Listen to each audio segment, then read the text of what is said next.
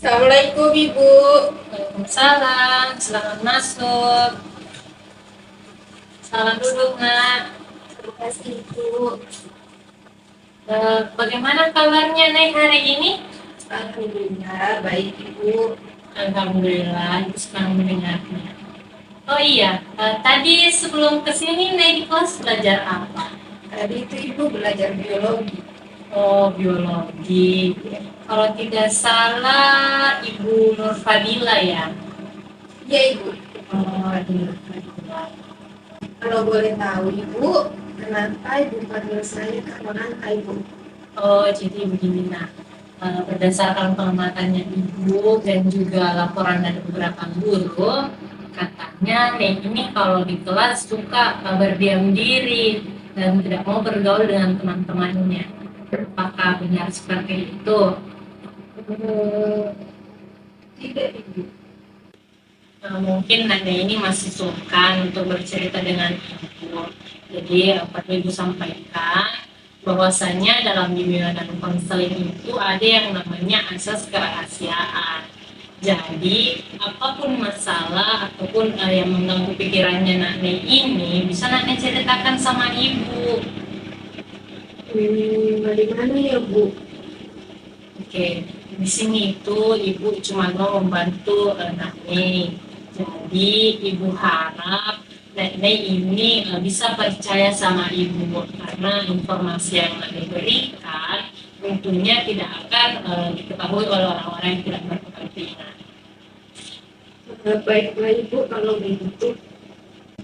Oke, sebelum kita memulai proses konseling hari ini, Ibu mau tanya dulu, apakah Nakne ini sudah tahu apa itu proses konseling?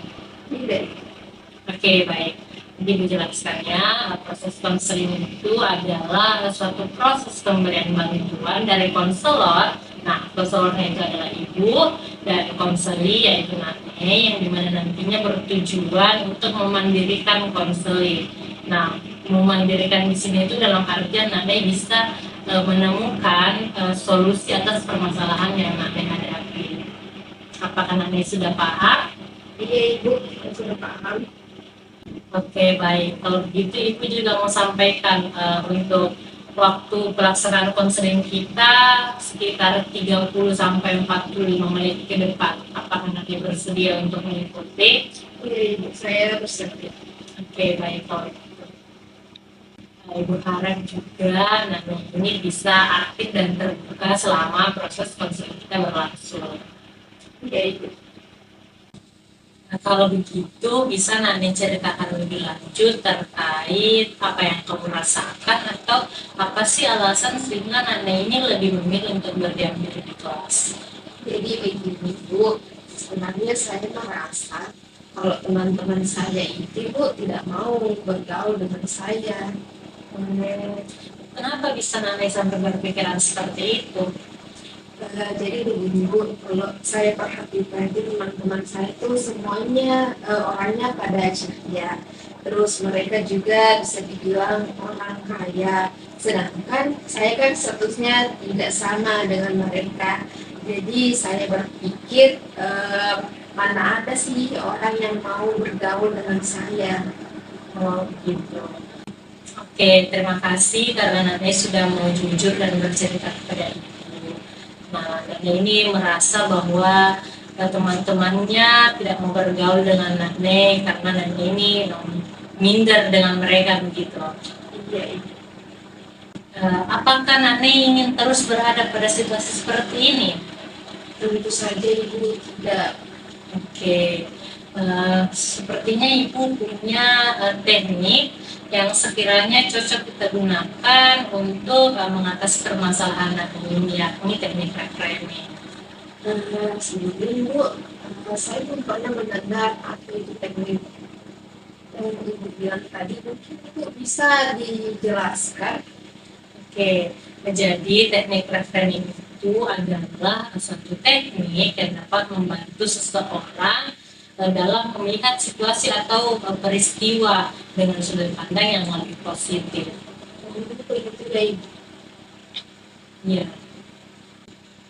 Nah, terkait permasalahanmu tadi, Apakah kamu sudah pernah mencoba untuk berbicara dengan teman-temanmu, misalkan mengajak mereka untuk mengobrol begitu? Tidak itu. Tidak. Berarti itu artinya pemikiran kamu saja yang terlalu berlebihan kepada temanmu. Bisa saja temanmu ini mau bergaul dengan kamu, tapi kamunya yang terlalu pendiam dan tidak mau membuka diri. Bisa jadi sih Bu, soalnya banyak juga yang bilang kalau saya ini orangnya cuek dan juga pendiam. Artinya apa yang kamu pikirkan tidak selamanya sesuai dengan apa yang terjadi. Nah, apalagi pemikiran ataupun asumsi-asumsi negatif terhadap teman-temanmu ini. Nah, kira-kira apa sih yang bisa kamu lakukan untuk mengatasi permasalahan ini? Yang bisa saya lakukan itu Ibu, mungkin saya harus mengganti pemikiran atau asumsi negatif saya atau sudut pandang saya ke lebih baik lagi atau mengarah ke lebih positif lagi. Misalnya yang mana pemikiran saya itu bilang teman saya ini tidak mau bergaul dengan saya karena saya miskin. Terus itu diganti dengan saya bisa mencoba untuk mengobrol atau bergaul dengan teman sekelas saya.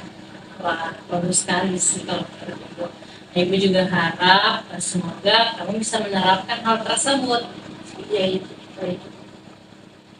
Oke, mengingat waktu konseling yang telah kita sepakati di awal sudah hampir habis, jadi Ibu akan mengakhiri proses konseling hari ini. Nah, sebelum itu Ibu mau minta Nanem untuk menyimpulkan kira-kira apa sih yang bisa Nanem dapatkan dari proses konseling kita. Oke, jadi yang bisa saya simpulkan itu Ibu, saya seharusnya tidak berpikiran negatif terhadap teman-teman saya. Bisa jadi apa yang saya pikirkan tidak sesuai dengan keadaan atau situasi yang sebenarnya itu. Mungkin itu yang bisa saya simpulkan.